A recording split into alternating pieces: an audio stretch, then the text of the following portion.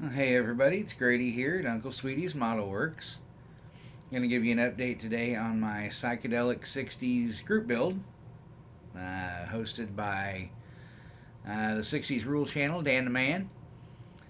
I've got a little bit done, made a little bit of progress, not a whole lot, but I'm going to get the update out there. Working on, so far, just working on parts prep. So, lots and lots of sanding and getting ready to paint. I've been putting off paint, trying to make a decision about primer, which I have finally made. I am not going to use Rust-Oleum automotive primer anymore. It's just too thick and cakey. I think you'll see that somewhere along one of the videos, or maybe not. I don't know. Got me a can of Mr. Hobby Mr. Surfer 1200, and gonna give that a shot. I've heard it's really, really good, and fairly light, so it doesn't cover up details and go on like a fire hose because it's made for modeling. Anyway, I got 2 or 3 segments I got to get put together and get this out. Do have some videos ready to go for um, a group build and maybe a couple other things. As all, thank you guys for subscribing. I think I'm up around 225 now, which I'm just that's really cool to me. I really appreciate all your guys' comments. I appreciate the interaction and the socialization, for lack of a better word. I, I'm in the customer service industry all day, every day, and driving all day, every day, and I do not like to be in public if I don't have to work, for the most part, because in general people are just aggravating. So I really appreciate the socialization and the comments back and forth and conversations here with all of you guys in the modeling community. That's definitely a big benefit to me. I'm glad I started this channel, and I'm gonna shut up and get this put together and get it out for you guys. Y'all have a fantastic day. Hit that subscribe for me if you haven't already. I'll have quite a bit of content coming here pretty shortly. And, do the thumbs up, give me a finger. It is what it is. Leave me a comment down below.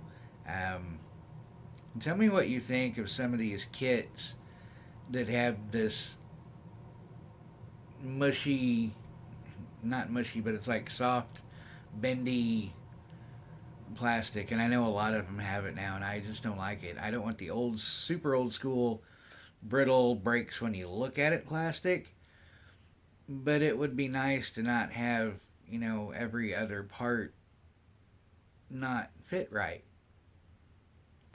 Yeah, leave me a comment on that. Tell me what you think. I'm going to have to pull out one of my not American made kits pretty soon, see if I can have a good time building one of those. Anyway, y'all have a fantastic day. I'll get her done and get into it. Thanks.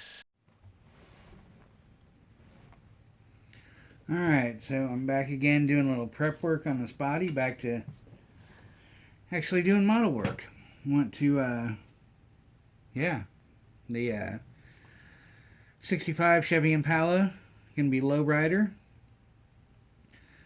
Testing out my new sanding sponges too, which I'm liking so far. I'm skipping a little bit. I started at 400. That may be a little too much, maybe. So next time we'll try starting at 8.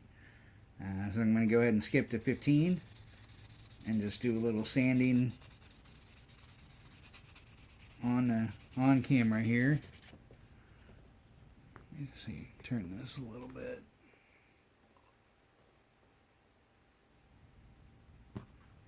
There.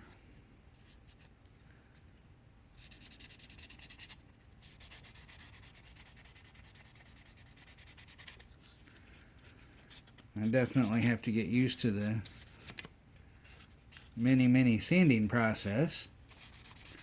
Account for that in time, but like I said, I'm already through 2 steps, so, and I don't want to sand off the details.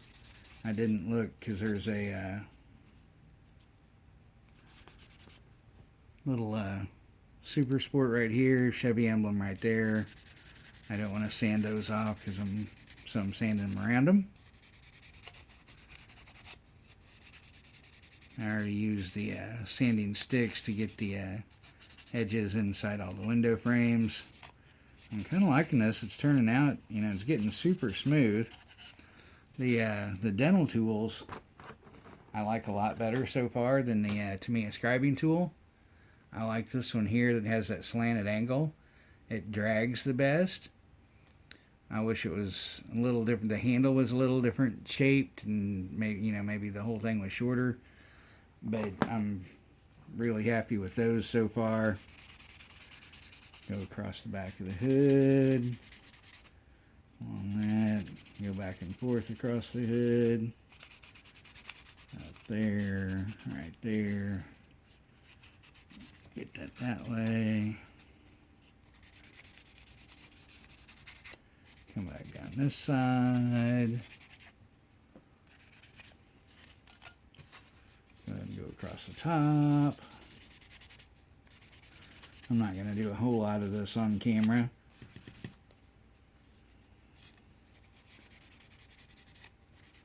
Just showing you guys a little bit so I can get an update out pretty soon.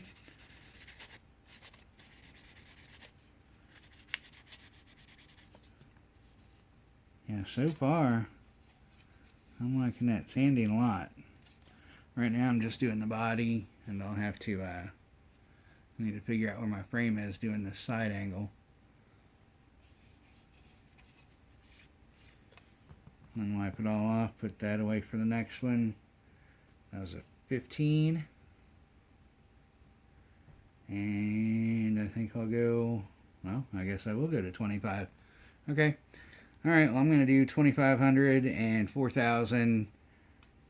And then go find the hood, some other parts, see if I need anything else to sand.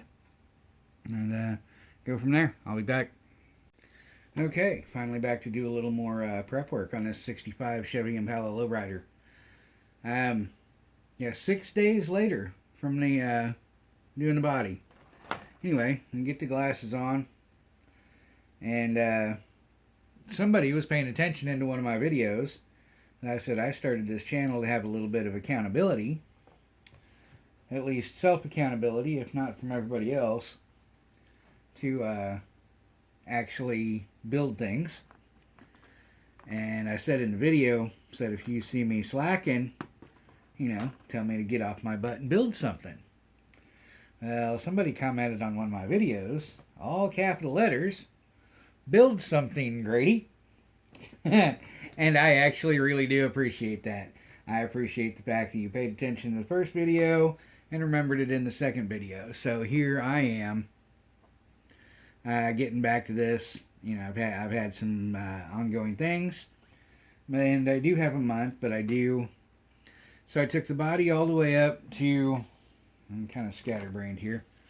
Took the body all the way up to 4,000, and I'm happy with that. I think the paint's really going to take. All my mistakes came out of the panel line scribing, so I may practice a little more with that Tamiya, but I like some of the dental tools that I got from Harbor Freight, and those are as deep. I don't know, I'll have to see after paint. But I did the trunk lid, or I guess deck lid, as some people call it. This bottom line isn't as deep maybe as I would like it, but I'll have to practice that more later. For now, that's not bad. I'm gonna do, yeah, there's a ridge in there. I'm gonna try to do some, I'm not going to try the bare metal foil yet. That stuff's expensive and I don't want to waste it. Probably going to try Molotov chrome pen on this because I have one. And there's defined trim on the wheel wells. There's defined trim on the window openings, front, rear, and both sides. So we're going to do that. But the body's sanded to 4,000. So is the hood. Let me see. Let's see if I can get you guys in here. It's not...